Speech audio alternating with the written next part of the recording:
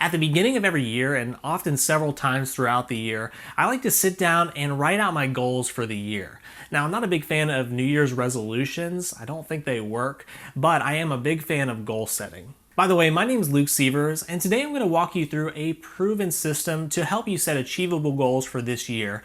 And it's all outlined in my book, Time Blocking, Your Method to Supercharge Productivity and Reach Your Goals. And I'm going to walk you through several of the steps in this video. So you definitely want to pull out a pen and paper or open up your notes app, but today I'm going to be working through the Time Blocking Day Planner, which I released recently, and it provides some sections at the beginning of this book to help you set these goals. Now, if you're not familiar with the time blocking method, it's most often used in more of a day-to-day context to help you get more stuff done in less time. And of course, that's huge. However, just being able to get stuff done shouldn't be our ultimate goal here. We want to aim for true productivity and not just busyness. And of course, the main objective being to reach our goals and to design the life that you want to live. So to make sure we're not simply achieving busyness, we want to follow this rule to determine your essentials. There are actually 5 rules to follow to make time blocking effective, and this is one of them, to determine your essentials. And what this means for our purposes is we need to determine what our essential goals really are. And to do that, we need to know what our life essentials are. These are things like your purpose and your values. So step 1, on the page, you're going to write your purpose statement. You can think of this as your life's mission statement or your why. Now, I understand many of you probably have not taken the time yet to create a purpose statement, but now is the perfect time. Think about what drives you, what gets you up in the morning, what is your calling in life. Try your best to boil this down to 1 or 2 sentences.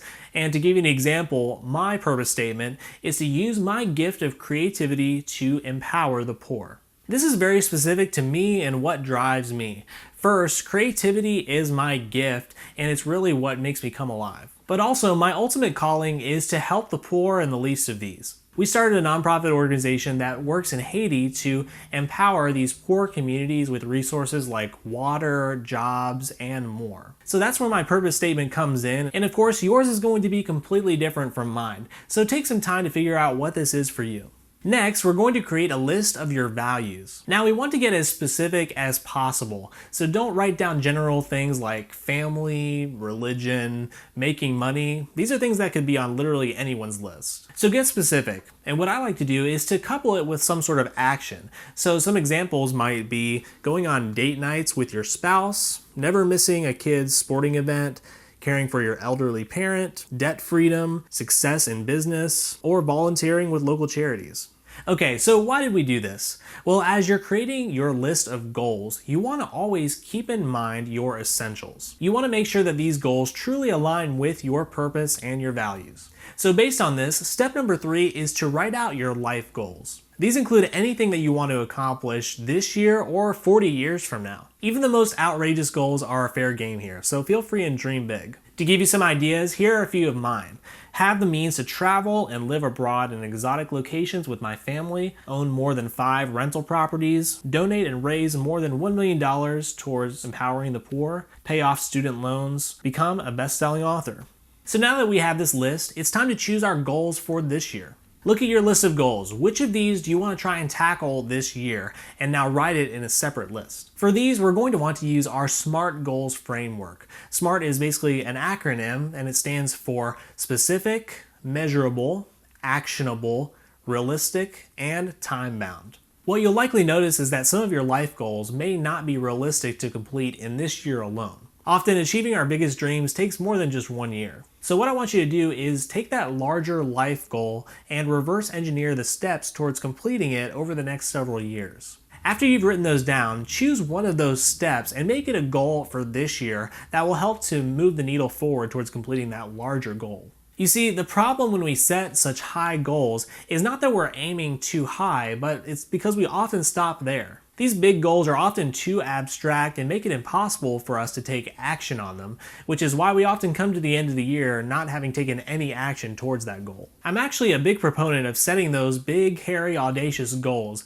but they have to translate into a real plan. And the way we do this is by reverse engineering your goals into smaller ones.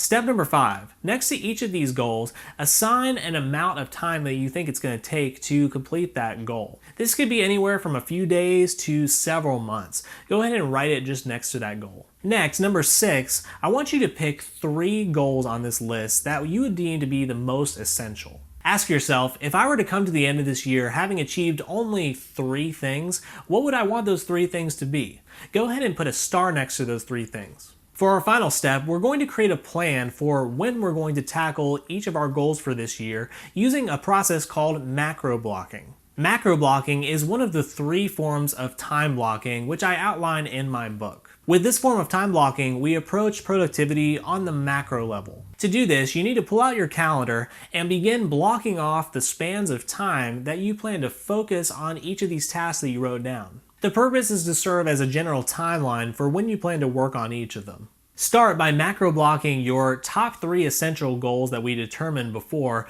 because we do want to prioritize them, and then after that go and fill in the rest of the goals. As you go through this process, you'll begin to see a more visual picture of what it's going to take to complete your goals this year, and because of this, you may decide you need to pare down on some of them. The whole philosophy behind time blocking and what makes it effective is learning to manage your focus. And so by blocking off these dates, you're not necessarily saying that you're only going to work on that thing, but you are saying that this is going to be my main focus during this span of time.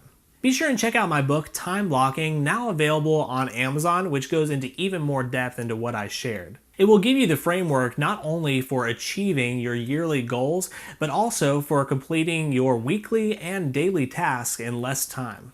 If you found this helpful, please take a second and subscribe to this channel for more tips in the future, and check out some of our other videos that you may find helpful. Thanks for watching, and I'll catch you next time.